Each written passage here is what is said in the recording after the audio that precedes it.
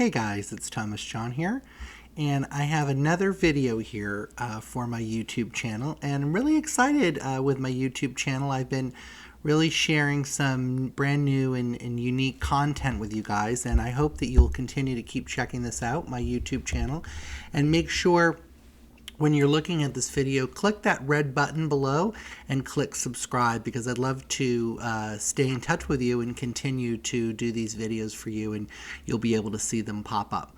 So today I wanted to talk about beginning your mediumship journey and 5 tips that I have for you for connecting with your own mediumistic journey. Many of you have written to me and told me that you feel that you connect to spirit. You feel that you get messages from your own loved ones and your own guides and your angels.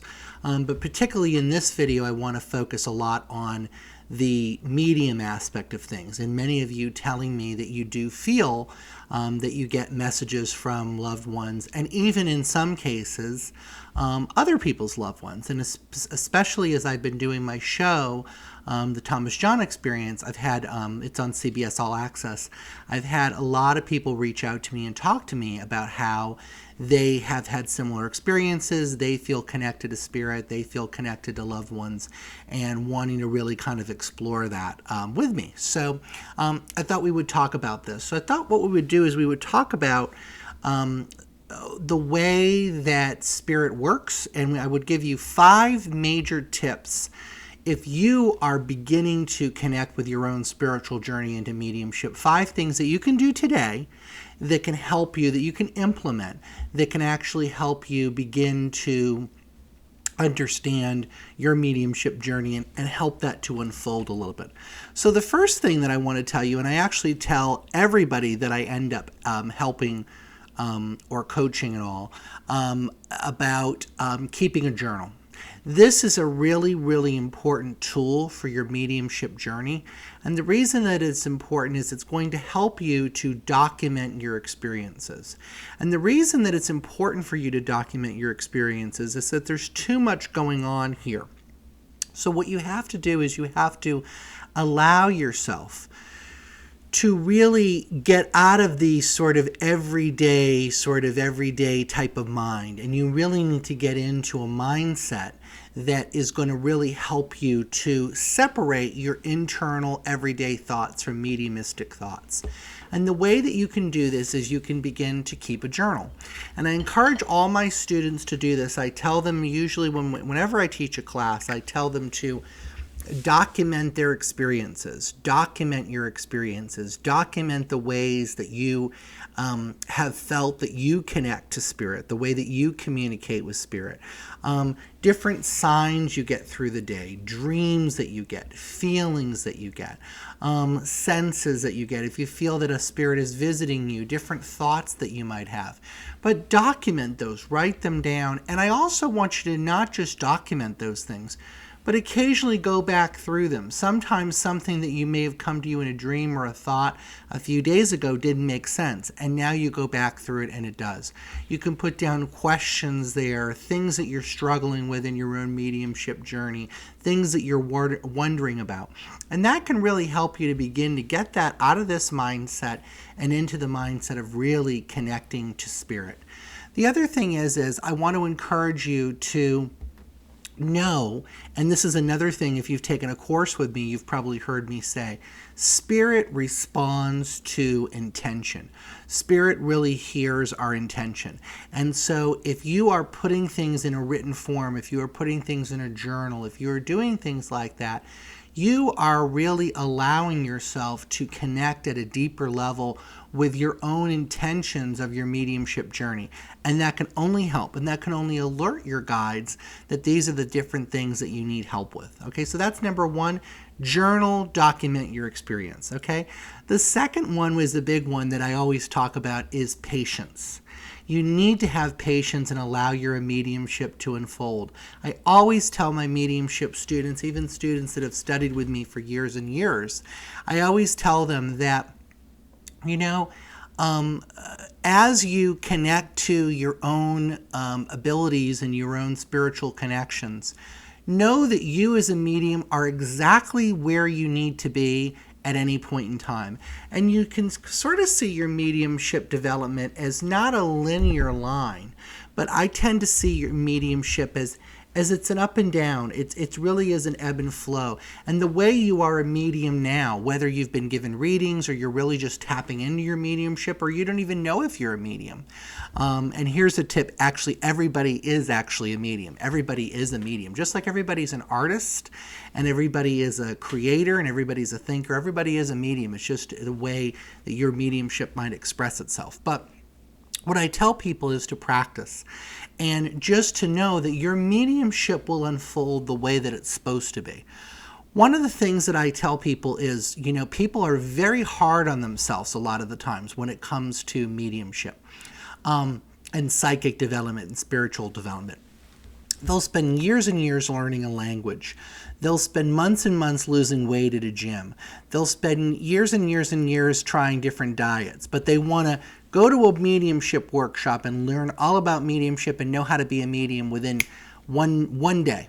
And that's just not the way mediumship works. Mediumship unfolds, and there's certain levels that you'll go through. So just know, really practice that patience, and know that you don't have to be, a certain type of medium or get a certain type of evidence or get a certain type of information immediately. You can allow that to unfold the way it is, and just allow your process to be a process. And over time, I can tell you the way that I'm a medium now is different than the way I was a medium a year ago, and different than the way I was a medium 5 years ago and 10 years ago. So my mediumship evolves, and truly everybody does evolve differently with their mediumship. The other thing I want to tell you is to really practice your mediumship in your daily life, which means to make it a part of your daily life. And this can be with just fun medium games. Start to notice signs, start to pay attention to things that you observe. As you go down the street, maybe you're driving down the street, see if you see any street signs that make sense to your loved ones.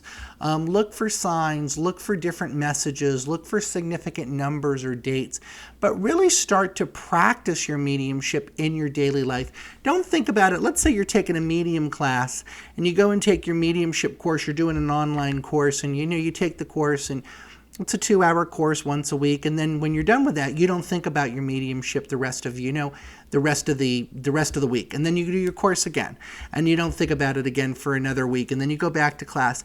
It's better for you to really start to incorporate your mediumship in your daily life. Invite your loved ones around you. Ask your friends about their loved ones. Start to really experience that spirit world. And I promise you, one of the biggest things that you can do, actually, my friend Allison Gannon taught me this, who's a wonderful medium, teaches a lot of wonderful courses, but to really pay attention to those synchronicities in daily life. And you will be surprised the more that you pay attention to those synchronicities and the more that you listen to those synchronicities and really know that spirit they're everywhere. They're using everywhere, and they're doing everything to really connect with us and to really to really teach us and to really show us that they're around us. They're not just with you when you go to get your medium readings. They're with you when you wake up in the morning, and they're with you when you have your dinner. And so they really want to connect with us and celebrate with us, okay? So that is a really important thing. And really step into the power. In mediumship, and I'll probably do another video on this, we call the energetic power of stepping into calling in spirit. That's called power, okay? And we all have an energetic and spiritual power to us. And as you step into that power, that's when mediumship really starts to grow and expand for you. So try to just call in that high power. Try to call in that high vibration power. That becomes really important with mediumship. So documenting your experiences was number one. Then we talk about being patient and how to be patient and what that means and what your mediumship journey might look like. And then we talked about number three, really practicing mediumship in your daily life, okay?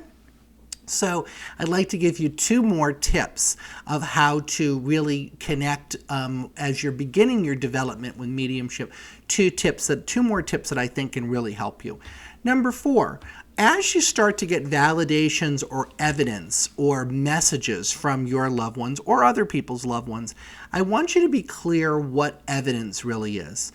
Evidence is the evidence of a connection. So, for example, if I say to you, I am feeling somebody in spirit for you who was a postman, and he worked in a post office. That is a specific detail of evidence which somebody could say, and then that would be up to the sitter to try to receive that information, see if they can make a connection. Now, if somebody would say that to me, that I have somebody in spirit who was a postman, I would probably say to that, I'm not aware of that. That would be a no for me, because I don't really know anybody that's died that was a postman. Now, if somebody said to me, I have a teacher that was coming through, I could take that because I have teachers that have passed that I was close to, including relatives. So there's yes, but there's three types of evidence. I always tell people, there's yes, no, and I'm not sure.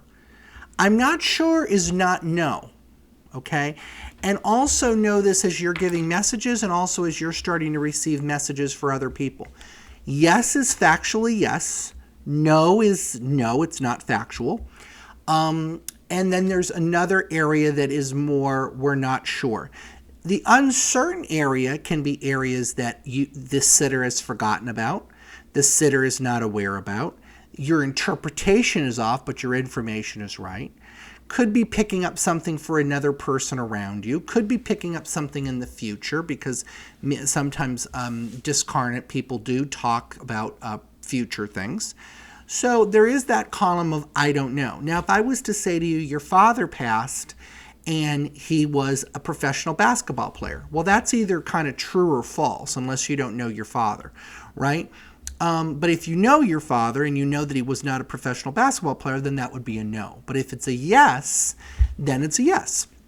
But there is also that I don't know category. So, for example, I've had people that have been in sittings before, and they have biological and adoptive parents. They have step parents, biological and adoptive parents. So a father could be any three of those people, and they may be only thinking about one person. So that takes me back to my first tip, which was to make sure that you document your experiences, okay? But again, that's understanding evidence is this fourth tip, and to really start to think about what is a yes, what is a no, what is an I don't know, even for yourself as you're starting to get impressions from your loved ones. I've seen so many times when I'm working with a client or coaching a new medium where they will say to me, no, and then later they understand it. So really stay with that evidence and give yourself some patience. Number 5 would be to find yourself a great mentor. Everybody that is working and developing their mediumship, especially if you are wanting to develop it in a professional capacity, you have to have a mentor. This is really, really important. Look for somebody that you respect. Look for somebody that you think is a great medium. Look at mediums as they work on the platform and see somebody, if you respect somebody, if you like somebody's style.